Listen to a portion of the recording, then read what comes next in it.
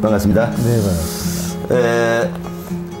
오늘은 교육사상 시민학교 네 번째 강의, 영남대학교에서 법학도 가르치고 나중에는 이제 교양을 주로 가르치셨다는데 박근규 교수님을 모시고 이반일치의 탈학교론, 생태사회와 학습사회입니다. 오늘은 이 대중들을 위해서 이반일치에서 쉽게 전달하기 위한 동영상으로 마련되어 있습니다. 안녕하세요, 박 교수님. 네, 예. 지금 제가 경산에 박 교수님 댁에 와 있습니다. 예. 그러니까 좌우로 책이 줄비하고 그렇습니다. 교수님 바쁘시죠? 예, 뭐 그렇죠. 예. 종영이 무신이시요? 예. 반갑습니다. 첫 번째 질문을 시작하겠습니다. 이반일치는 상당히 파란만장한 삶을 사는 것으로 글을 읽었습니다. 가톨릭 신부이시는데 사제 박탈을 당하셨고 제도권을 넘어선 거죠. 우리에게 또 생태사상가 또는 탈학교론자로도 많이 알려져 있고, 도대체 이분은 어떤 분이시길래 우리에게 이렇게 유명하게 된 겁니까? 간단하게 설명해 주시죠. 예. 1926년에 예. 빈에서 네. 비엔나라고도 하죠. 네. 빈에서 태어났고, 오스트리아. 예, 오스트리아 빈에서 태어났는데 주로 이제 지금 크로아티아라고 하는 시골에서 외가도 있고 해서 와인으로 유명한 데가 크로아티아 아닙니까? 예, 와인도 유명하고 뭐 여러 가지 세계문화유산. 아, 그래요? 거기서 자라서 어려서부터 그런 자연하고 친화적이었습니다. 근데 나치 쫓겨서 유대인이었기 때문에 어머니가 유대인 쪽이었고 아버지는 크로아티아인이었습니다. 유대인이었기 때문에 쫓겨서 이제 피렌체, 이탈리아 피렌체로 난민이 되었다고 할까요? 거기서 피렌체 대학에서 화학을 공부를 해서 화학 박사가 되고 그 다음에 로마에 가서 그레고리안 대학에서 신학 박사를 하고 다시 짤츠부르크에 가서 오스트리아에 짤츠부르크에 가서 역사학 박사학위를 따고 박사학위가 세 개나 있습니다. 아, 그래요? 20대에 이미 박사학위를 3개나 땄고 11개 나라 말을 하고 아주 수재였죠. 그래서 1951년에 이제 사제가 되었는데 로마 교황청에서 아주 뛰어난 신부로 그렇게 아꼈습니다만은 뉴욕으로 가서 미국에서 이제 미국의 제일 뉴욕의 빈민굴에 있는 푸에르토리코인들이 이제 제일 마지막 이민으로 들어왔을 시절.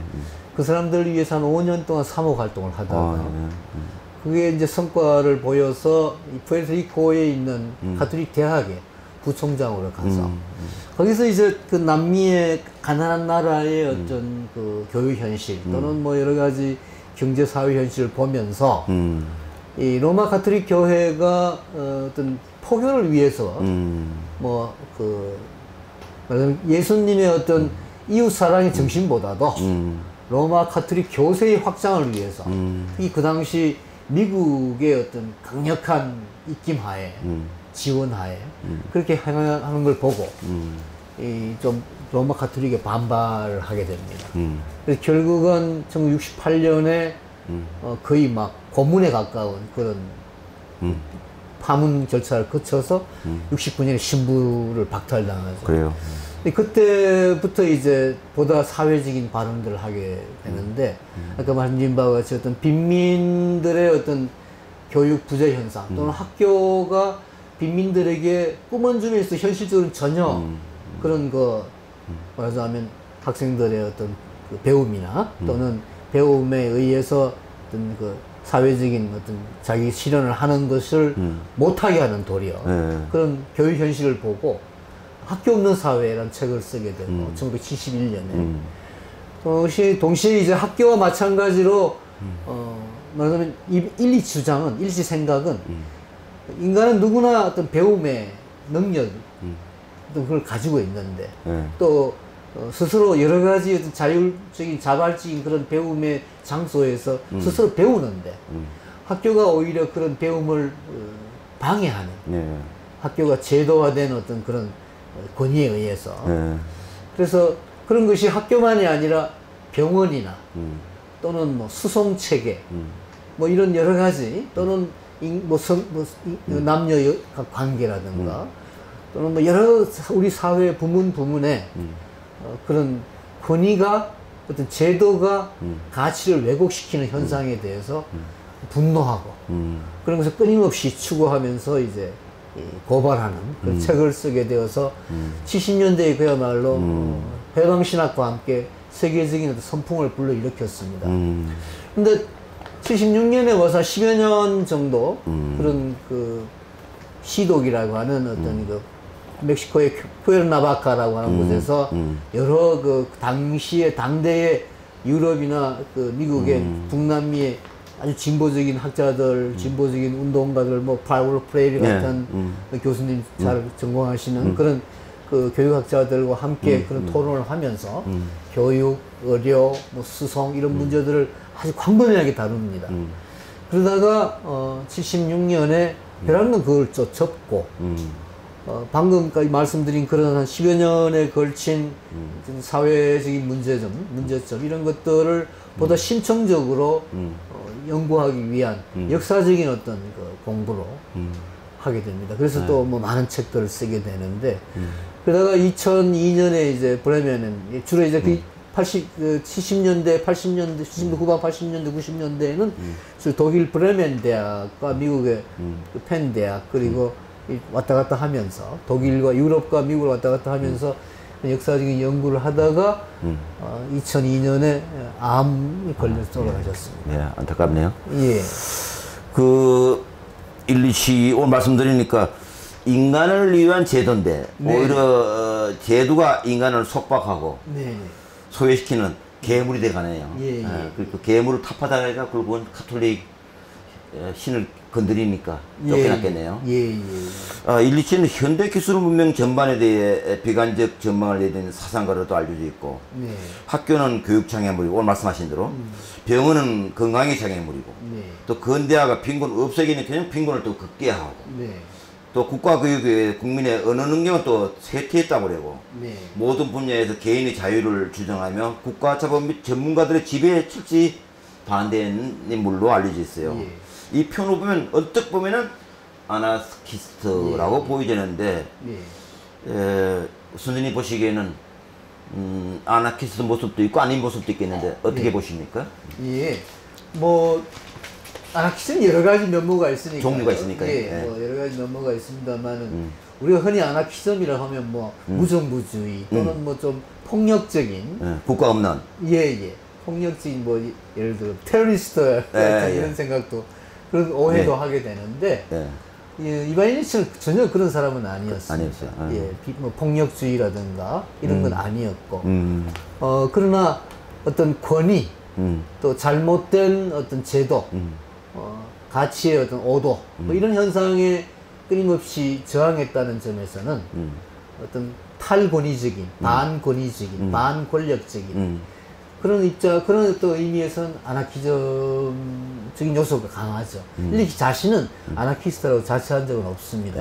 그러나 기본적으로 선생님 말씀하신 바와 같이 어떤 그야말로 인간에게 불필요하게 인간을 지배하고 억압하고 착취하는 그런 잘못된 권력, 권위를 탈피하자. 또 그런 권위 제도로 엉집된 그런 어떤 현실에 저항하려고 하는 노력을 끊임없이 했다는 점에서는 여러 가지 뭐 아나키즘적인 요소가 있습니다. 그러니까 제 생각에는 뭐 아나키즘은 흔히 우리가 크게 보면 두 가지로 나누는데 하나는 집단주의적인 아나키즘이 있고 이제 주로 혁명을 주장하는 사람들이죠. 또 보다 사회주의적인 입장을 취하는 사람들이고 또 하나는 보다 이제 개인주의적인 이때 개인주의라고 하는 것은 뭐 이기주의 그런 의미가 아니고 또 개인의 자유를 존중하는 개인의 자율성에 기초를 해서 그 자율성을 갖는 개인들이 함께 살아가는 함께 뭐 배우고 또는 함께 치유하고 함께 뭐 노동하고 하는 그런 어떤 사회를 지향한다는 점에서 이반 일리치는 사회주의적인 의미를 담는 집단주의 가령 뭐 바쿠닌이나 크로포틴 그런 사람보다는 오히려 이런 개인주의적인 개인의 자율성을 존중하는 뭐 굳이 비슷한 사람을 닦는다면은 이 소로나 소로, 예, 네. 월드너슨 불복종, 예, 소로나 또는 뭐 이 간디 같은 톨스토이 같은 이런 어떤 입장이라고 이야기할 수 있겠습니다. 그러면서는 집단적인 획일적인 것에 대해서 아주 신기증을 느끼겠네요. 네네. 예, 잘 알겠습니다. 코로나 전염병이 발생하기 전까지는 일리치가 관심을 끌지 못했는데 일리치가 어떤 사상과 생각이 있었길래 이렇게 코로나 전염병 이후로 부상되는지 이와 관련해서 생태사론과 사회론과 연관이 있을 것 같은데 좀 말씀해 주시죠. 예. 그러니까 학교 없는 사회도 사실은 학교 없는 사회가 주장된 그 기본 가치, 기본 어떤 그 전제를 보게 되면 학교가 결국 사람을, 학생들을, 아이를 결과적으로 계급화시키게 되고 말하자면 극소수의 성공한 아이들과 대부분의 실패한 아이들을 낳는 이런 어떤 교육은 잘못되었다고 얘기를 하거든요. 그러니까 그 학교가 잘못된 현상이 결국은 계급을 낳고 계급이 빈익빈 부익부 양극화를 낳고 그런 양극화에 의한 여러 가지 물질적인 어떤 착취 현상이 결국 어떤 생태에 대한 위해를 낳는 그런 반생태적인, 반환경적인, 반자연적인 결과를 초래한다는 점에서 사실 학교 없는 사회도 생태론과 관련이 있죠. 그렇죠. 관련이 뿐만 아니라 더 나아가서 이반 일리치의 또 다른 어떤 그 관심 영역인 수송 영역. 그러니까 인간이 충분히 걸을 수 있고 또 뭐 보다 공동의 어떤 그 대중교통, 특히 자전거와 같은 무공해의 자율적인 이런 어떤 이동수단도 충분히 많은데 굳이 그야말로 아주 이기적인 그런 탈거리, 수송으로서의 자가용 같은 것이 뭐 너무나 많이 소위 근대화 산업화 현상이 하나씩 일어나고 있고 그 자가용이 사실은 뭐 생태 문제, 지금 기후변화 문제라든가 환경오염 문제에 가장 큰 주범이 돼 있죠. 자가용 뭐 또는 엄청난 다른 수송기관들, 뭐 비행기를 포함해서. 근데 사실은 이 수송기관의 계급화가 아까 말씀드린 양극화 현상을 초래함과 동시에 환경이나 자연현상에 대한 어떤 위해도 초래한다는 것은 지극히 반생태적인 거죠. 그렇죠. 그래서 결과적으로 이런 학교나 병원도 마찬가지입니다. 병원도 역시 병원이 아주, 그러니까 일반 대중을 위한 건강, 공중 건강, 코로나19 같은 경우에 우리가 단적으로 그걸 사례를 봤는데, 의료가 제일 발달되어 있다 하면 미국이나 유럽이 코로나19 대응에서 실패했잖아요. 그 이유는 공중 의료를 그 사람들이 존중하지 않고 거의 지극히 이기적인, 그러니까 고도로 발달된 의료 기술이라고 하는 건 사실은 극소수의 사람들에게만 혜택이 가는 것이고 대부분의 사람들에게는 무의미한 거죠. 근데 코로나19와 같은 이런 대중적인 그야말로 팬데믹 전염병은 모든 사람들에게 그야말로 공평하게 어떻게 보면 그렇게 어떤 병적인 해를 주는 것인데 여기 대해서 공중 건강으로서, 그러니까 이반 일리치가 병원이 병을 만든다는 책에서 이야기한 것은 결국 공중 건강을 위한 의료보다도 아주 예외적인 특별한 기술로서의 또는 뭐 건강 진단 등등의 아주 고도의 어떤 기자재를 이용한 그런 고급 기술로서의 의료, 이것이 결국은 반공공적이고 반사회적이라는 의미에서 이발리 씨가 비판을 했거든요. 그것도 역시 그 생태 파괴, 생태 문제, 건강 위해에 큰 영향을 미친 것이고, 결과적으로 코로나 같은 것이 생겨나도 병원이 거기에 대해 의료가 제대로 대응을 못한 것은 이미 이반 일리치가 병원이 병을 만드는 책에서 충분히 이야기한 것이죠. 말하자면 1970년대에 이미 이반 일리치가 우리가 지금 겪고 있는 코로나19와 같은 팬데믹 현상이 충분히 일어난다. 우리는 앞으로 이런 것이 충분히 예상된다. 우리가 보다 어떤 그런 산업화, 근대화, 기계화, 물질화를 지금 이 단계 70년대에 지금 이 단계에서 멈춰야 된다. 절제해야 된다. 그리고 함께 사는 사회를 만들어 가야 된다. 이렇게 노력해야 된다라고 주장한 것을 우리가 전혀 지키지 못하고 거기에 대해서 경청하지 못하고 거기에 대해서 전혀 그야말로 무시했기 때문에 결국 이런 현상이 생겨났다고 본다면 근데 그래서 이 코로나19가 생겨나서 사람들이 다들 50년 전에 이미 이반 일치가 이런 얘기를 했었다. 더더구나 이번 코로나19가 생겨나면서 학교가 다 문을 닫았고 세계적으로 모든 학교 이반 일치가서는 학교 없는 사회가 진짜 왔네?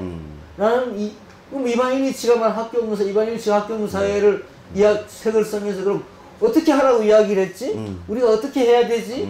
라는 어떤 힌트를, 지혜를 얻고자 이반 일치를 다시 찾은 것이 아닌가. 그래서 자전거를 열심히 타고 다니시는군요. 네.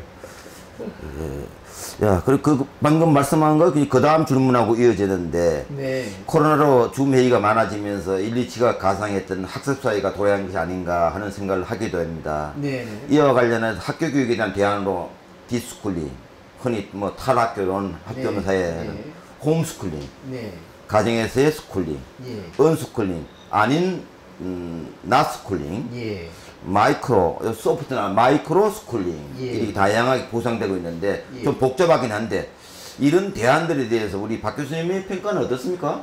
127에 비춰봤을 때 127에 비춰봤을 때는 부족하죠. 아니요. 127가 말한 말하자면 타락한 제도, 잘못된 제도, 가치에 오도된, 가치를 오도하는 제도라는 의미에서 우리가 벗어나자라고 주장한 그런 어떤 제도로서의 학교 안에 여전히 머물고 있는 것이 아니에요. 왜냐하면 그래서 홈스쿨링을 해도 뭐 무슨 뭐 검정고시를 친다든가 또는 뭐 대학 입시를 한다든가 여러 가지 이 큰 범위, 넓은 범위 내에서의 학교화 사회, 학교 제도화 사회 속에서 움직이게 되잖아요.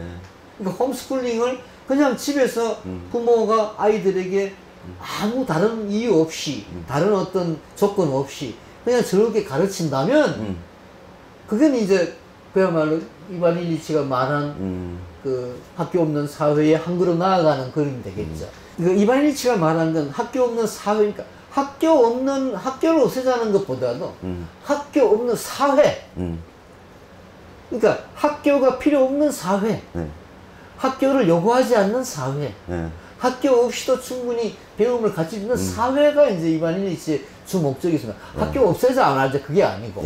그래서 근데 그런 사회가 학교를 여전히 필요한 사회가 있는데 거기서 학교를 안 간다고 해서 뭐 완전히 안 가고 그냥 뭐 그 언스쿨링처럼 전혀 뭐 이런 학교식 배움이 관계없이 교과과정이나 교과서나 뭐 이런 거 관계없이 시험이나 이런 관계없이 자격시험이 관계없이 한다면 이반 일치에 가까운 이야기가 되겠는데 우리네 지금 홈스쿨링이나 또는 뭐 홈스쿨링하고 사립학교 형태를 좀 복합시켰다고 말하는 마이크로스쿨링이나 이런 것들은 사실상 학교 있는 사회 범주 안에 있는 거죠. 그래서 근데 사실 또 이 코로나 시대에 학교를 안 가게 되는 이 시대에 뭐 지금 거의 끝나는 듯이 보이지만 사실 끝나지 않은지도 모릅니다. 앞으로 계속 이게 반복될 그런 위험성도 있으니까 변종도 생기고 이런 시기에 자 그러면 어떻게 언스쿨링을 할 것이냐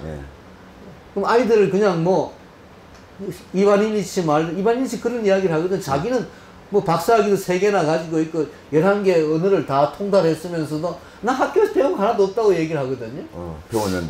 배웠는데 사실은 학교에서 배웠죠. 초중고학교는 별로 가지 않았어요. 뭐 좀 어지럽시 나치에 쫓기고 하는데 대학을 거의 10여 년 동안 3군데나 다니고 박사학위 3개나 땄잖아요. 사실상 어떻게 보면 배움의 제일 정점이 있는 게 대학인데 사실 이반 일치가 말하는 학교 없는 사회의 여러 가지 어떤 그 문제점 뭐 대학이 제일 심하잖아요. 대학 졸업장 한 장이 모든 걸 다 지배하는 세상 아닙니까? 이반 일치가 말하는 것 중에 제일 극심한 폐해가 졸업장 한 장으로 인간을 결정짓는 이것이 학교다라는 식의 이야기거든요. 자격증 사회. 자격증 학교, 자격증 사회. 이 대학이 제일 문제인데 이반일치 자신은 대학을 후반기에 76년부터 자기가 죽을 때까지 근 한 한 30년, 40년 대학 교수로 지냈잖아요. 예. 그래서 학교 욕한다는 게 좀 그렇죠. 자기 또 신부니까 또 약간 자유롭게 표현할 수도 있을지 모르겠네. 예. 예, 이제 마지막 질문입니다. 오늘 강의할 교수님의 글 마지막 부분에 보니까 예. 권력이나 자본과 거리를 두는 것은 물론 도시나 아파트, 학교나 병원, 골프나 헬스, 자가용이나 방송, 외식이나 먹방, 인터넷이나 핸드폰 등등 우리를 지배하는 허위의 주류적 일상과 거리를 두는 저항이 필요한 시대에 이반일치는 나의 영원한 스승이다. 아, 그래서 자전거 타고 다니시고 여기 오는데 휴대폰이 안 가시니까 힘들었는데요. 그러나 그를 존경하는 만큼 그에 대한 의문도 여전히 크다. 그러시면 또 앞으로도 더 고민하면서 살아가야 되겠다. 매우 의미심장한 결의를 담은 표현을 하시는데 이 말은 박 교수님의 상과도 연관이 클 듯한데 아까 전에 개인적인 아나키스트? 예. 그런 집단주의인 것보다는 예. 자율적인 아나키스트 그 예. 사상이 있는데 어떤 의미가 담고 있는 말씀인지 마지막 한 말씀 해주시기 바랍니다. 예.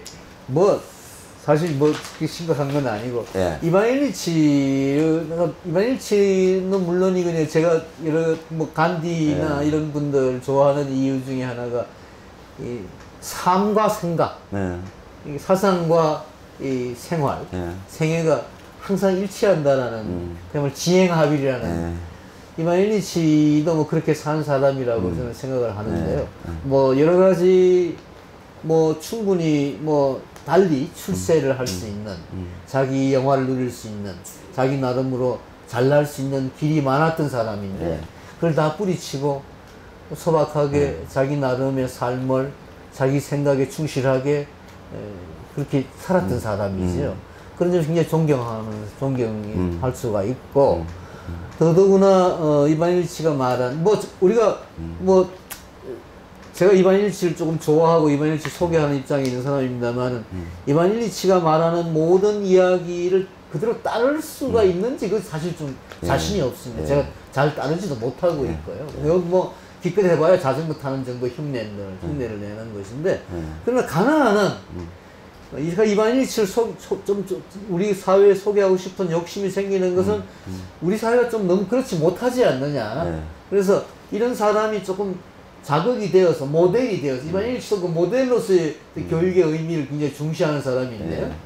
모델이 되어서 저한테도 그런 모델이 되듯이 많은 분들에게 특히 젊은 분들에게 어린 분들에게 막 지금 학교가 강요하는 막 그런 성공, 경쟁, 출세, 시험, 수험 이런 것에 좀 벗어나서 보다 자율적인 그런 삶을 택할 수 있는 그래서 뭐 그러다 보면 또 실제 학교 사회에서 실패할 수밖에 없는 그런 또 인생이 될지도 모르겠습니다만 오히려 이제는 또 그런 사람들이 그런 좀 예외적이고 좀 이 아웃사이더적인 그런 젊은이들이 더 빛날 수 있는 시대도 이제 온 듯하고 제가 보기에는 또 그런 개성 그런 어떤 자율성을 더 강하게 갖는 사람들이 보다 어떤 이 코로나 이후에 특히 이 시대에 좀 더 말하자면 뭐 성공한다는 표현 성공이란 말 제가 별로 안 좋아해서 그런지 몰라도 좀 나은 삶을 자기 나름의 삶을 영위하는 데에 도움이 안 되겠는 게 이반일치 같은 사람의 자율 존중의 사회 세상을 우리가 한번 꿈꾸어 보고 상상해 보고 또 그런 세상도 가능하다 그런 세상도 필요하다는 것을 느낀다면 우리들의 삶에 도움이 안 되겠나 생각을 하고 저 자신 또 그렇게 살겠다라고 하는 막 각오로 그런 말씀을 드린 겁니다. 마침 말도 다 하신 거죠? 예. 저보다 훨씬 일치적으로 사시는 것 같습니다. 아유, 무슨 말씀. 저는 자전거도 잘 못하니까요. 금방 배웁니다, 선생님. 탈 수는 있는데 타진 않으니까요. 제가 중학교 때 자전거 통학을 했으니까 탈 수는 있는데 타지 않으니까 할 수 있음에도 불구하고 안 하니까 문제지. 실천이 그만큼 어렵다는 얘기고요. 오늘 말씀 마지막 들으면서 계속 머리에 맴도는 것이 집단적인 아나키즘과 개인적 아나키즘, 이 개인과 집단은 분리될 수도 없고, 네네. 한동안에 박 교수님은 개인적인 아나키즘을 끌고 갈수록 집단적인 것을 멀리하기 때문에 우리는 집단적인 사회에 살았기 때문에 독재를 멀리하기 위해서, 억압을 멀리하기 위해서 근위주의적인 교장선생님, 근위주의적인 신부, 목사, 이런 그 교조적인 그 군왕 시대에 살았기 때문에 우리는 개인주의적인 아나키즘이 그만큼 요구됐다고 본다고 한다면, 또 그런 운동을 지향하게 되면 아니 국가 문제나 계급 문제에 대한 우선적 가치를 척결하지 않고 자꾸 돌아가면 도피 아니겠는가 하는 오해도 받아서 상당히 그랬을 것 같다 하는 생각도 들면서도, 그러면 집단과 개인이 동시 해방은 불가능한 것인가 라는 면에서 개인의 폭을 좀 더 개인에게 들어오는 집단의 문제, 집단은 개인이 들어올 수 있는 집단의 열린 집단, 열린 개인, 그래야 우리가 상생하고 공생하는 우리가 그나마 그런 이상사회가 조금이라도 다가오지 않겠는가.